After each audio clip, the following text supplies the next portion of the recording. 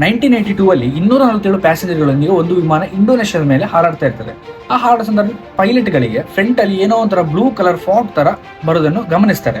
ಆ ಹತ್ರ ಫ್ಲೈಟ್ 37,000 ಅಡಿ ಮೇಲೆ ಹಾರಾಡ್ತಾ ಉಂಟು. ಸೊ ಅಲ್ಲಿರೋ 247 ಪ್ಯಾಸೆಂಜರ್ಗಳಿಗೂ ಕೂಡ ಈ ಒಂದು ಕಿಟಕಿಯನ್ನು ನೋಡಬೇಕಾದ್ರೆ ಈ ಬ್ಲೂ ಕಲರ್ ಫಾಗ್ ಅವರಿಗೆ ಕಾಣ್ತಾ ಉಂಟು. ಸೊ ಅದು ಏನು ಅಂತೇಳಿ ಯಾರಿಗೂ ಗೊತ್ತಾಗ್ಲಿಲ್ಲ. ಅವಾಗಲೇ ಸಡನ್ ಆಗಿ 4ನೇ ಇಂಜಿನ್ ಹಾಳಾಗ್ತದೆ, ಅಂದ್ರೆ ರನ್ನಿಂಗ್ ಸ್ಟಾಪ್ ಆಗ್ತದೆ. ಎಂತ ಮಾರಿ ಇದು ಸಡನ್ ಆಗಿ ಇಂಜಿನ್ ಈ ತರ ಹಾಳಾಗ್ತಾ ಉಂಟು ಅಂತ ಯೋಚನೆ ಮಾಡೋಷ್ಟರಲ್ಲಿ ಒಂದೊಂದಾಗಿ 3 ಇಂಜಿನ್ ಕೂಡ ಕೆಲಸ ಮಾಡೋದು ನಿಲ್ಲಿಸ್ಬಿಡ್ತದೆ. ಈಗ ಆ ವಿಮಾನ ಪೇಪರ್ ರಾಕೆಟ್ ತರ ಕಂಟ್ರೋಲೇ ಇಲ್ಲದೆ ಕೆಳಗೆ ಬರ್ತಾ ಉಂಟು. ಒಳಗೆ ಇರೋ 247 ಜನ ಫುಲ್ ಬೊಬ್ಬೆ ಆಗ್ತಿದ್ದಾರೆ. ಆದ್ರೆ ಈ ವಿಮಾನ 37,000 ಅಡಿಲಿರೋ ಹೈಟ್ 15,000 ಅಡಿಗೆ ಸಡನ್ ಆಗಿ ಬರ್ತದೆ. ಅಂದ್ರೆ ಹತ್ರ 15 ನಿಮಿಷ ಗಾಳಿಯಲ್ಲಿ ತೇಲುವಾಗಿ ಇರ್ತದೆ. ಸೊ ಪೈಲಟ್ಸ್ ಕೂಡ ಒಂದು 15 ಸಲ ಟ್ರೈ ಮಾಡ್ತಾರೆ ಇಂಜಿನ್ ರೀಸ್ಟಾರ್ಟ್ ಮಾಡಲಿಕ್ಕೆ, ಬಟ್ ಯಾವುದೇ ಉಪಯೋಗ ಆಗಲಿಲ್ಲ.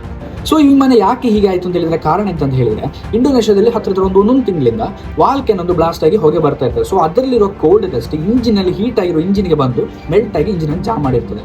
ಸೊ ಇದು ರೇಡರ್ ಅಲ್ಲಿ ಕೂಡ ತೋರಿಸಿಲ್ಲ, ಯಾಕಂದ್ರೆ ರೇಡರ್ ಅಲ್ಲಿ ವೆದರ್ ಮಳೆ ಗಾಳಿ ಇದ್ರೆ ಮಾತ್ರ ರೇಡರ್ ಅಲ್ಲಿ ರೀಡ್ ಆಗೋದು.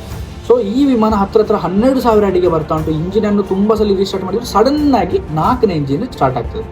ಸೊ ಹತ್ರ ಒಂದು ಸ್ವಲ್ಪ ಹೊತ್ತಲ್ಲಿ 3ನೇ ಇಂಜಿನ್ 1ನೇ ಇಂಜಿನ್ ಸ್ಟಾರ್ಟ್ ಆಗ್ತದೆ, 2ನೇ ಇಂಜಿನ್ ಮಾತ್ರ ವರ್ಕ್ ಆಗೋದಿಲ್ಲ. ಸೊ ಇರುವ 3 ಇಂಜಿನ್ ಇಟ್ಕೊಂಡು ಎಲ್ಲಿಯಾದ್ರೂ ಒಂದು ಬೇಗ ಲ್ಯಾಂಡ್ ಮಾಡುವಂತೇಳಿ ಕಷ್ಟಪಟ್ಟು ಹತ್ತಿರ ಒಂದು ಏರ್ಪೋರ್ಟ್ ಅಲ್ಲಿ ಪೈಲಟ್ಸ್ ಅನ್ನು ಲ್ಯಾಂಡ್ ಮಾಡ್ತಾರೆ. ಲ್ಯಾಂಡ್ ಮಾಡಿ ಯಾಕೆಂತ ಹೇಳಿದ್ರೆ ಅಲ್ಲಿರೋ ಯಾವುದೇ ಕಾಂಪೊನೆಂಟ್ಸ್ ವರ್ಕ್ ಆಗ್ತಿಲ್ಲ ಅಂತ ಹೇಳಿ. ಸೊ ಅಲ್ಲಿರೋ 247 ಜನರ ಜೀವ ಕೂಡ ಉಳಿತಾರೆ. ಈ ಒಂದು ಇನ್ಸಿಡೆಂಟ್ ಆದ ಮೇಲೆ ಲೋಕದಲ್ಲಿ ಎಲ್ಲಿ ವಾಲ್ಕೆನೋ ಬ್ಲಾಸ್ಟ್ ಆದರೂ ಆ ಒಂದು ಜಾಗಕ್ಕೆ ವಿಮಾನ ಹೋಗುದೇ ಇಲ್ಲ, ಯಾಕಂದ್ರೆ ನಿಷೇಧ ಮಾಡಿ ಬಿಡ್ತಾರೆ. ಸೊ ಇಂಥದ್ದೇ ವಿಡಿಯೋ ಇನ್ನೂ ನಿಮಗೆ ನೋಡಬೇಕು ಅಂತ ಹೇಳಿದ್ರೆ ಈ ಅಕೌಂಟನ್ನು ಈಗಲೇ ಫಾಲೋ ಮಾಡಿ. ಇಂಥದ್ದೇ ಕಂಟೆಂಟ್ಸ್ ಇನ್ನೂ ಕೂಡ ಬರ್ತದೆ. ಸೊ ನೆಕ್ಸ್ಟ್ ಒಂದು ಬ್ಲಾಗಲ್ಲಿ ಮತ್ತೆ ಸಿಗ್ತಾನೆ. ಅಲ್ಲಿ ತನಕ ಎಲ್ಲರಿಗೂ ಬಾಯ್.